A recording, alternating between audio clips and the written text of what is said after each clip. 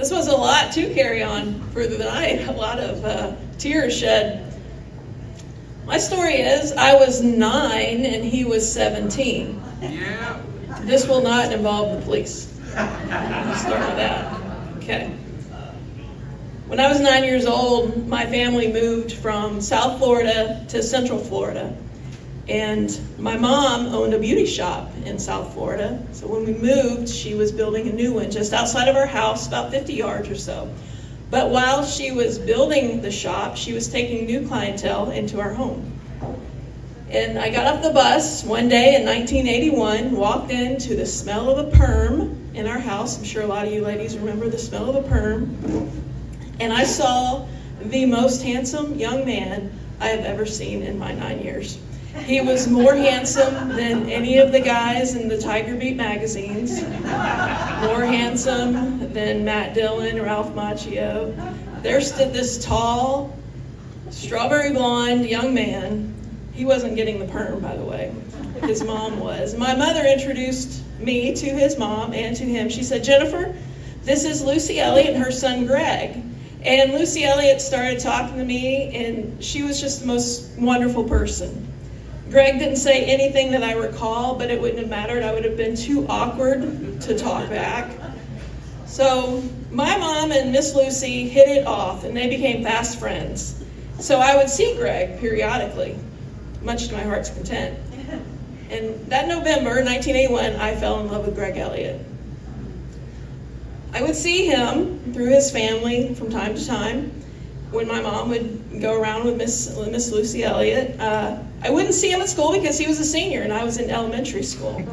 But he was a very popular baseball player, and my mom would take me and my brother to watch him play ball that spring of his senior year.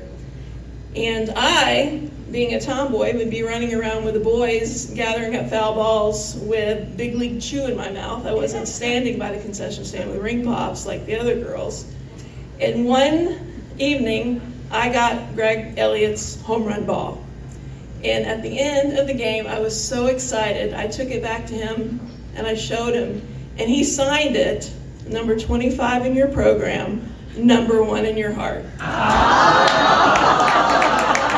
That solidified the love for me. Over the next few years, as I got older, I would see Greg often. And when I turned 16, his dad, who owned an auto parts store, asked me if I wanted to work there. And I said, heck yeah, I get to see Greg Elliott every Saturday. I'm game. So Greg Elliott taught me how to drive a stick shift. Greg Elliott taught me how to check in auto parts and put away auto parts. And we just had the best time.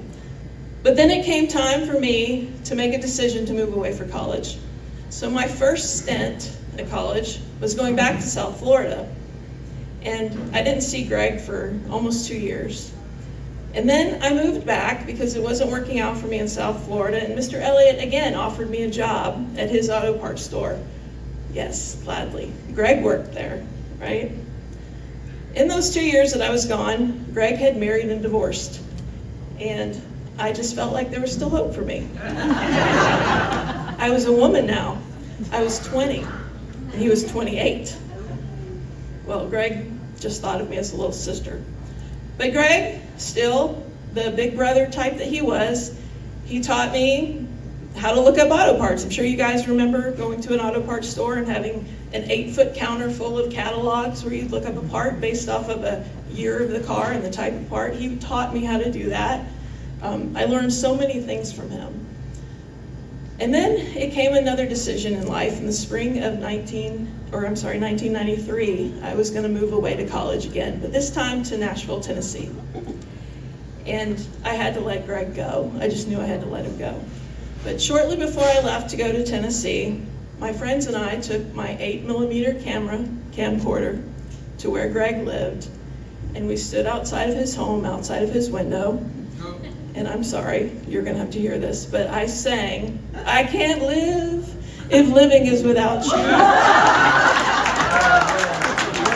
I knew Greg was not home, or I wouldn't have had the guts to do it, but I did it anyway. I left Greg behind. I moved to Tennessee, and I spent the next 29 years there before I moved here to Holland. And sometime back, his wife, his second, third, fourth, I'm not sure, he was a ladies' man, she friended me on Facebook. And it was kind of odd to get this invitation, and I could only hope in my heart that he had told her about this young girl that had the hots for him all these years, and she was friending me to let me know he was taken, right? But I no longer want Greg Elliott. I'm 53 now. He's 61, but he is as handsome as ever in those pictures. Thank you.